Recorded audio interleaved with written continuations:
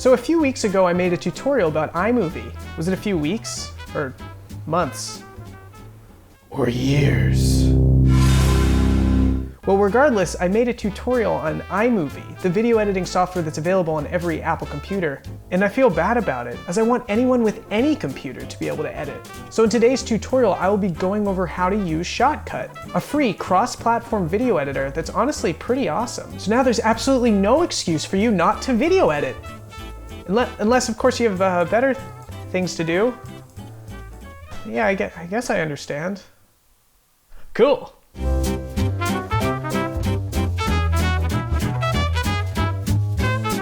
Okay, great. So in order to download the program, all you have to do is go to shotcut.org and then click to download, and it'll guide you through the rest of the download process. It actually can assume what computer you're looking at, so you can see it thinks that my OS is Mac OS, and it's correct. So the downloads for me are here, but if you need to change what it is, you can choose Linux or Windows or whatever works for you. So great. All right, so you go through the download process and then you open up the program. Great, so welcome to Shotcut. It's very inviting in here.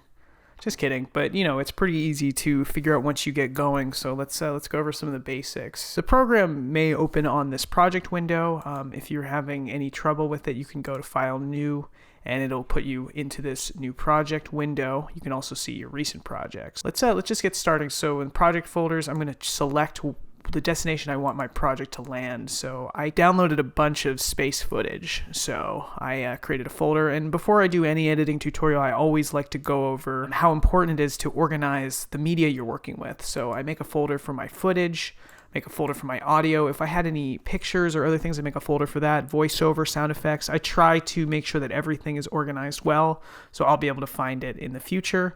So I also make a project folder. So I'm going to save this inside the project folder, inside of the larger space projects folder. So you have a super large folder and then a bunch of subfolders with different things in them. That's how I do it. So I'm going to click open. That's where I'm going to save it. And I'm going to call the project Space Project because I love space.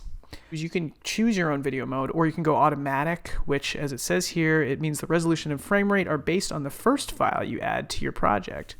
So whatever the first clip you put into the project, into the timeline where you edit, it's going to then make the settings correspond to that clip. So it's definitely an easy way to go. That's what I'm going to do. So I click Start. All right, well, I see nothing. So this may happen to you.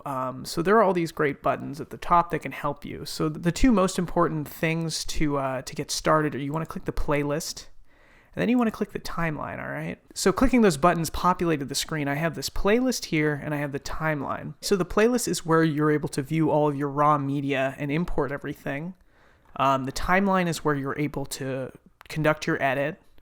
And then this window here, the viewer panel, is where you'll be able to see everything. So bam, we now can see all that. You can change the size of any of the windows by clicking and dragging on these like dotted bars here. So wow, my timeline's huge. It's very small now.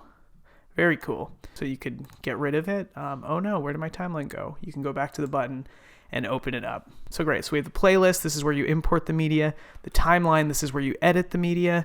And then we have the viewer panel, which is where you view the media. So let's import. So there's a few ways to do this. You can either drag and drop from your desktop. So if I were to go here, I'm going to go to my project, and I'm just going to take my footage, drag and drop it. Awesome. So now I have, look, these 4 things, and they're showing up in the viewer panel, as I said. See, I'm not a liar. Anyways, yeah, so I have these 4 clips, which is great. The other way to import stuff is you can go to Open File. So I'm going to do the same thing. I'm going to upload now my audio, and all of this stuff is now visible in the playlist. So, ooh, easy there. All right, let's go back to blue. We got this nice spinning globe. That's pretty exciting. So, all right, so let's, before we start editing, we start learning the functions of the program. Let me just show you some of these buttons at the top. So we've got Open File, which we learned was how to import. Open Other, which is how you can open a device, stream, or generator.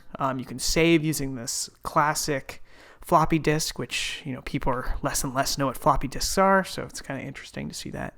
Keep going. We have undo and redo, which tell you kind of what they are. We have the peak meter, which will show you your audio levels.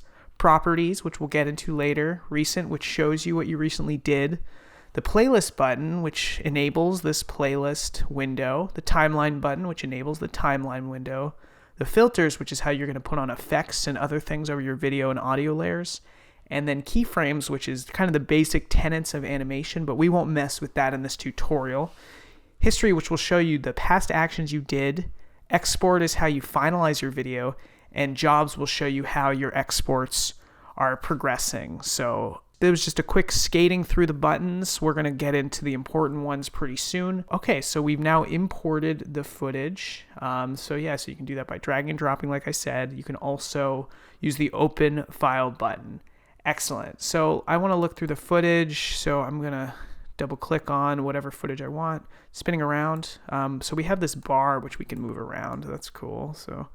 And you can use just the normal playback options. So we've got play, we've got fast forward and rewind and stuff. We also have, if you actually just hover over any of the buttons, it'll tell you what it is. I'm still learning this program. I just started working on it last week. So this has been very helpful for me. So skip to the previous point, skip to the next point. So there's a bunch of different things. You can show the volume control, all that stuff. So great. Let's click around. Got the nebula. This one's kind of cool. We've got, nice camp and all that stuff. And then we have space. So, okay. It looks like it's time to start our edit. So I'm going to start with this nice blue earth. Give us a little establishing shot of the earth. All you have to do is click and drag that down and the timeline populates here. Pretty cool, right? Now we have our editable sequence, which is populated onto the timeline. So very cool. So you'll see this bar right here. We're going to call this the playhead, and that determines what you see on your viewer panel. All right, so I'm going to click around. So a few quick things we can do immediately. So if you go to the edge of any of the clips, you'll see that this two-sided arrow appears. So if I want to shorten this, you can just trim it right down. And you can see how long everything's going based on the seconds here. So you'll see this says V1. V1 stands for Video 1. So if you're used to any other editors, this will probably be familiar to you. But Video 1, and you can create additional tracks by right-clicking, and you can add another video track. For beginners, I wouldn't recommend doing multiple video tracks. So I'm going to actually get rid of this using right-click and I remove track. So in order to get that menu, you can right-click. You can also click on this little hamburger button right here. So I'm going to add an audio track. So you'll see A1. So the more tracks you add, you'll have A1, A2, V1, V2. And again, yes, if you're just a beginner, I would probably recommend just working with V1 and A1. So one audio track and one video track. As you get more advanced, you'll want to do more. So great. So now we have our editable sequence. I'm going to now add something else, but I'm going to do it a different way. So we'll double click on, I like this camping one. So, all right. So what you can do, what we did is we brought the whole clip down from this blue planet. We brought the entire clip down, and then I trimmed it down using those left and right arrows. So now what I'm going to do is I'm going to double click on night sky, and I don't want to take the whole clip. I just want to, so you can see there's like a really cool, the color really changes about starting here. So what I'm going to do is I'm going to take these little arrows and I'm going to go to right where I want the clip to start for me. And then I'm going to take this other arrow, take it to right where I want it to end. So great. Okay, so now instead of doing the full clip, this whole thing, I'm going to bring in just this portion of the clip by trimming it using these two arrows. So these are called the in and out points. So I'm going to click and drag and plop.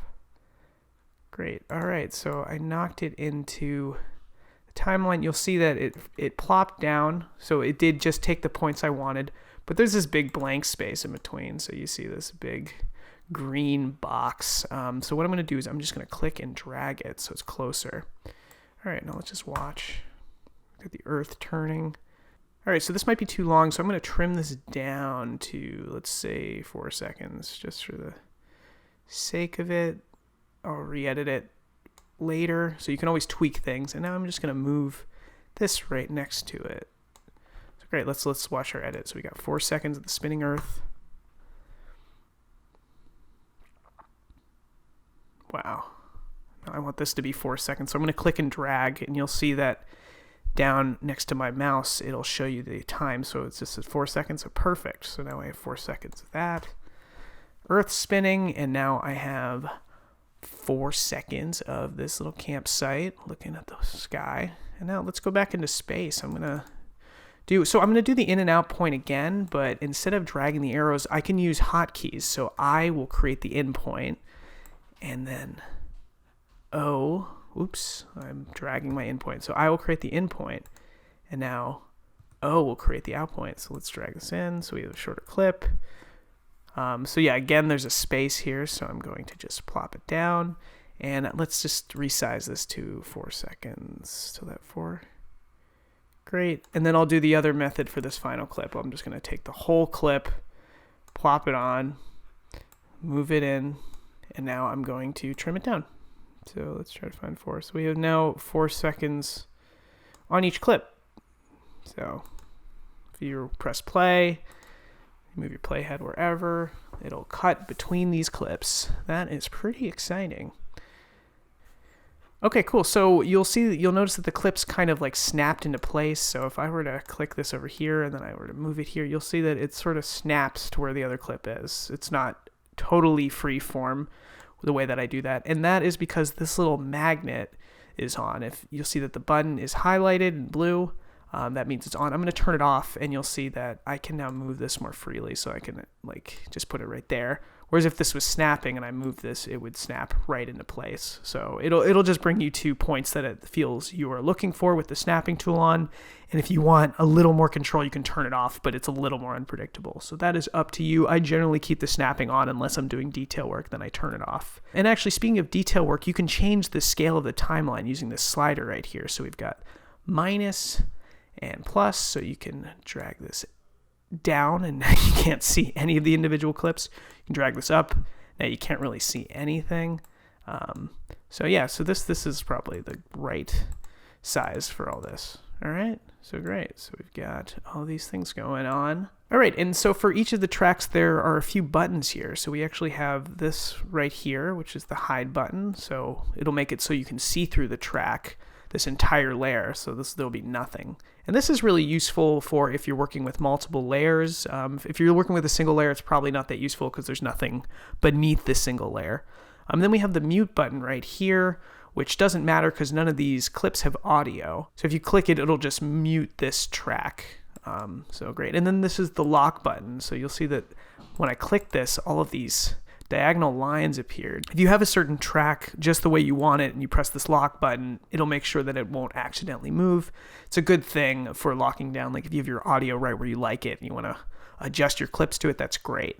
Okay, great. So we learned how to trim a clip using these little side things. We learned how to plop clips down in full. We learned in and out points. So now let's learn how to split a clip. So I'm just gonna, let's see, I wanna cut this little space one in half. So I'm just gonna find the approximate half point. Just that looks great. And so all you have to do is actually hit this little razor thing. So this is the split button. So you can also press S, and you'll see that now instead of one big block, we have two small blocks. And now all I'll do is I will delete one of the sides. And great, so we split a clip. But now I'm going to undo, so you can undo just to show you something else. So I'm going to undo. You can use the undo button, or you can use Command Z as the hotkey.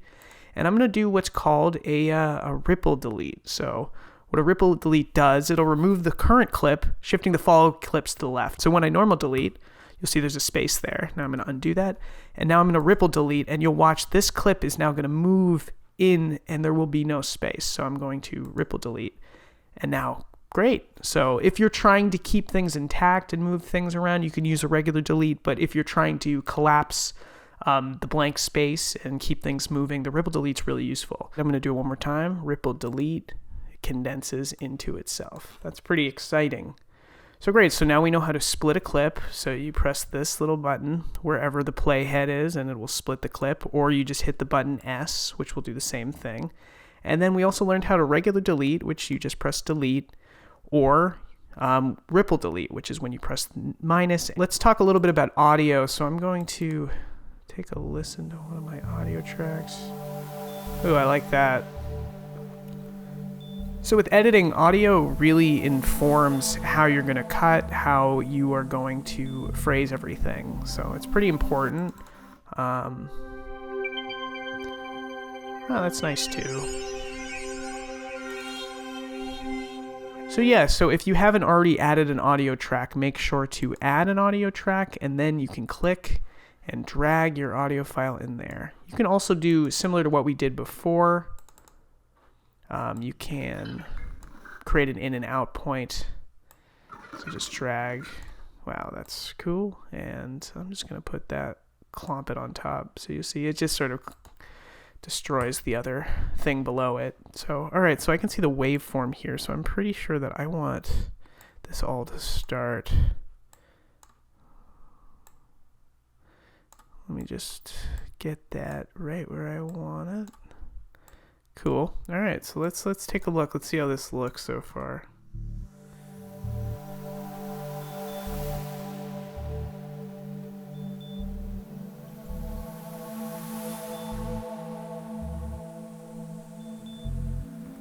All right, so some of it was working. I'm gonna move this last part out because I want that switch to happen in the audio. So like I want when the chord changes, I really want that cut to happen. Nice. Okay, great. And then I'm gonna stretch this out to the end. Very cool.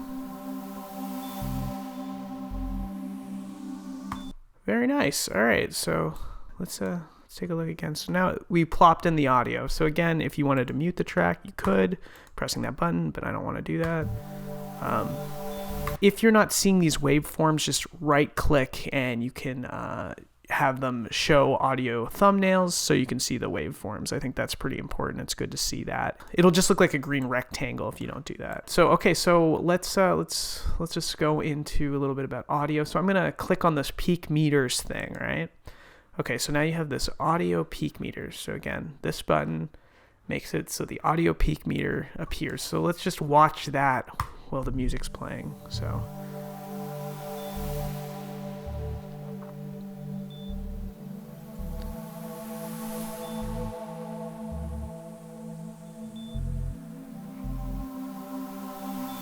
all right, cool. So what the way that this works is these numbers represent decibels, and I would recommend that you keep your peaks, so basically where the highest part this bar gets, between -6 and -12. So we can say -5 and -10. You don't want it to get louder than that. That'll hurt people when they're listening to it, and you don't want it to be softer because it'll be harder to hear. So you want things to peak between -5 and -10 decibels. So this is a little soft. So let me just show you again. Yeah, it's a little low, so you can affect the volume of this by going to filters. So filters is how you modify what you're doing. So you press the plus button, and I'm going to go now click audio. And what we're going to look for is gain volume. So click on that, and now I'm going to just adjust the level so it's louder. So it's 8 decibels more. We'll see how that works. So watch the meter. Let's see if this works. Yeah.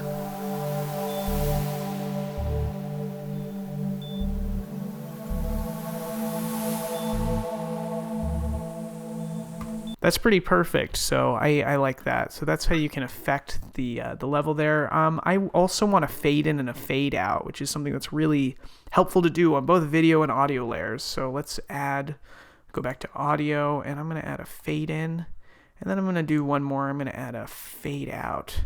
So you'll actually notice when I click that these little like black triangles appeared. So it shows the level of the audio. And you know what? I can actually, you'll see when I go to the top, there's this flashing black circle. And if I drag this, I can change how long the fade takes. So I'm going to do about that. And then I'm going to take the fade out circle and do that. And now let's listen. Let's hear if that affects it. Okay, yeah, that was a little long of a fade for me. I mean, the track is naturally fading anyways. So the fade out, I think, is more important for this. So let's just listen to the beginning of this one more time. I'm going to get rid of the fade altogether for this. So what I can do is I can take the fade in, and I'm just going to press the minus button, which will remove it. Great. So you'll notice that filter took over the playlist area. So if I wanted to get back to playlist, I'd click on this button. And to get to filters, I just click this button. So make sure, another thing to note with filters is make sure that what you want to put a filter on is what's highlighted. If I was clicking this, the filter menu will look different than when I'm clicking this, you'll notice. So, all right, let's listen to just the fade out. Let's listen to just the ending and hear how that works. Cool. All right, so let's use filters for some video stuff real quick. So I'm going to, so we've got a cool fade out here. I want to fade in here. So so I'm in filters and I've highlighted my first clip. This is great. I'm going to highlight this and I'm going to add video. So they actually have some favorites, which will probably have all these things, but you can go to video, which will show you everything. It's fun to play around with once you get comfortable. So I'm going to put a fade in and I'll just click on that. And you'll see that the black triangle appears again, so you can change the length of the fade in there. So let's just take a look. That's a little fast for me, so I'm going to make it even more mystical here. Whoa, that's nice. All right, so I'm going to resize this because it was a little fast of a cut. But now I want to talk a little bit about transitions, and transitions are really easy in this. All you have to do is just click on the clips you want to transition, have one of them overlap with the other, and then there's this cool little box here with an X on it, so that shows you that there's a transition happening. So let's check it out. So fade in. And so yeah, so now we have that cross dissolve versus the hard cut you see right there. So this is a cross dissolve we have, and you can also change the length of that. So if I wanted it to be longer, trippier, slower cross dissolve. Whoa, I like that. All right, so I want a little bit more time here. So I'm gonna move these over, have this exist a little longer, and then I'm gonna create another transition here. So I'm gonna, about here, I wanna start overlapping space with it, and we created another transition. All right, I'm just gonna keep going and do this, so make space longer, and I'll adjust everything, and then I'll transition onto this nebula clip. So we've got 3 transitions here, so let's, okay. Cross dissolve.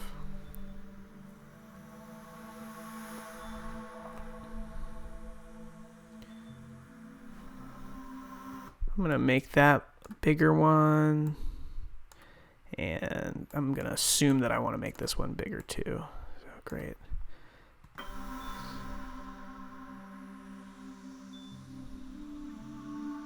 Now I'm just going to drag this out since now I've made the whole thing longer. Okay, cool. And I'm just, I'm going to just be confusing. I'm going to go to filter. I want to add a fade out for the video. So I'm going to go, clicked on filter, go to fade out video. Great. So this emerged, and now I'm going to mess with it. Love it. That's great. That's what a trippy, exciting thing. So you can actually adjust the transitions by using the properties window. So if you click on any of these boxes with the X's on it, you can change the transitions. So I'm going to go to properties and make sure that the transition's highlighted. So properties, it is a window that's if you want to mess with the codec or the speed, so we could speed things up, those kinds of things, depending on what you have highlighted. But for transitions, you can change the type of transition. So right now it's a dissolve. I want to do a matrix waterfall horizontal. They have all kinds of fun ones. Let's take a look and see how that looks. Whoa. Pretty cool. Let me just try another one in the last. So we've got just a normal dissolve.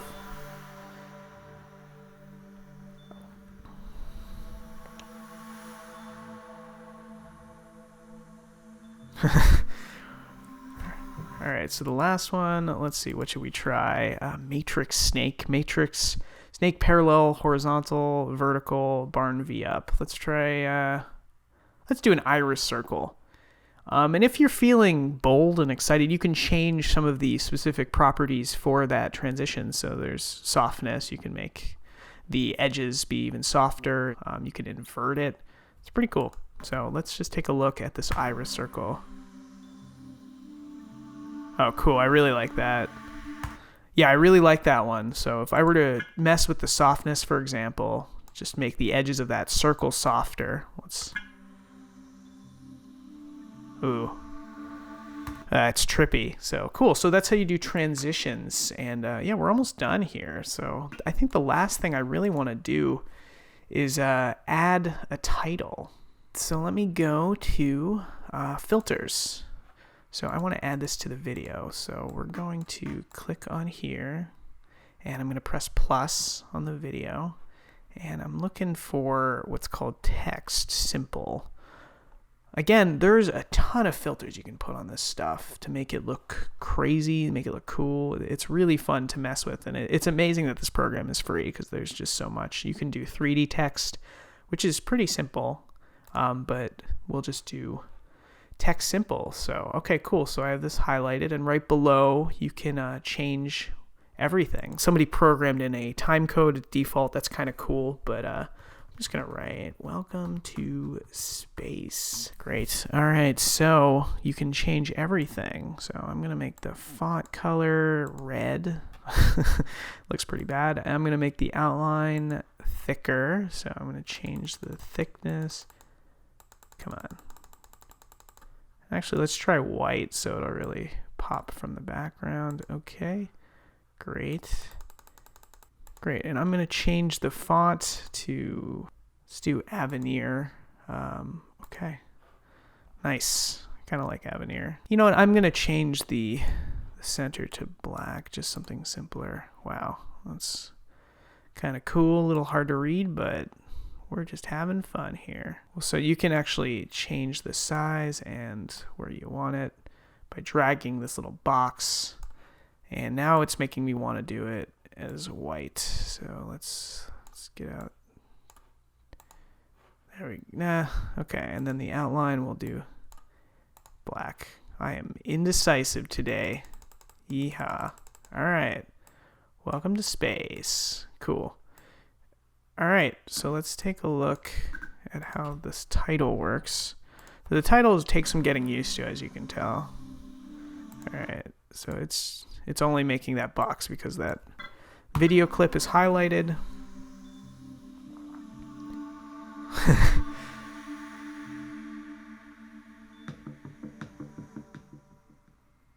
All right, nice work, everybody. Let's watch it over. So just to reiterate a few of the things we went over is the playlist. This is where you import all your files. The timeline here, this is where you edit everything. The viewer panel is where you see everything. In order to put a clip into the timeline, you just click and drag, but you can also double click the clip and you can choose an in and out point by dragging these bars or pressing I and O. And that'll just put a smaller clip, and this will populate on the video layers.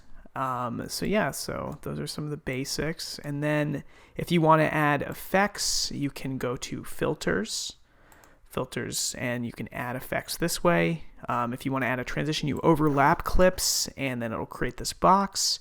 And then you can change the type of transition by going into properties.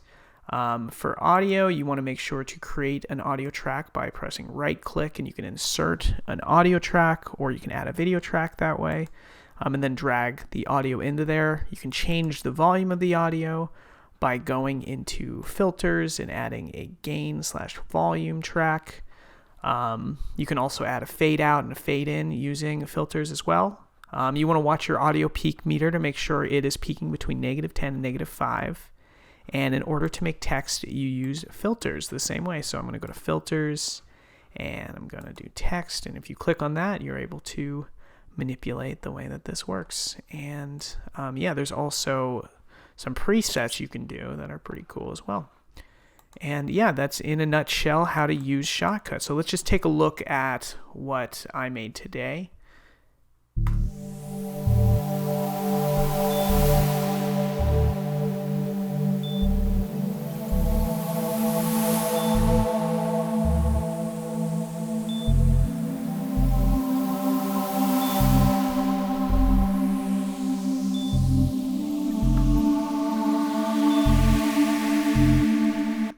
One thing that I'm noticing is that this text is in the way of the fade out, and I don't really want that. So what I'm going to do is I'm going to split the clip, and I'm going to go to filters on the right clip, and I'm just going to uncheck the text.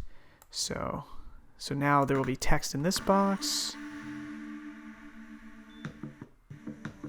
And you know what I can do is I created an overlap here so that the text dissolves away. There we go. All right, that's to my liking. That was bothering me. Sorry, everybody. But that also reminds us that we can change the size of clips by trimming it from the left and the right.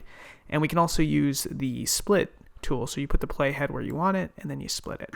All right, so we have the file. Let's now export it. So if you just go to the export button here, we get this kind of confusing default. The default will create a good file in H.264, which is a very common file type, so that's very good. So all you have to do really is press export file. But if you are more advanced and you have more knowledge, you can go into advanced and you can specify what you want. You're going to probably want an MP4 most likely. And then you can change all of this stuff from the resolution to the aspect ratio. You can mess with the codec, all this stuff if you know about it. And if you don't even worry about it. So all you really have to do is click export file, choose where you want to put the file. I'm just going to put it right in my space project folder, and I'm going to save. And then now the jobs window, so this little button, you don't have to press it, but that's what that means. It will show you what's going on. So I'm going to get rid of the audio peak so I can see that a little better. And so we have the job. So you'll see that my job is really going pretty quickly. And just 30% more. I'm just going to keep talking through it. I know that these programs are pretty huge, but these are some of the basics that I think will help keep you on track. Great. All right. The job has been completed. So let's take a look at this project here. I'm gonna open it with QuickTime, and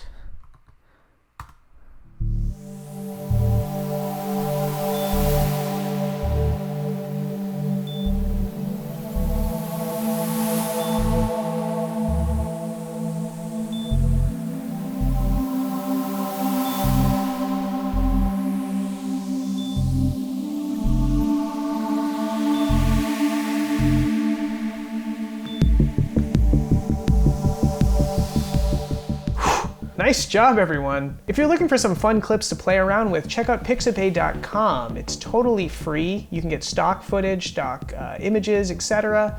And it's just uploaded by people, that are really generous. They make these things and they throw them up on the internet, and you get to use them for free. It's great. I use it all the time. So now, I bestow upon thee the awesome, almighty power of video editing.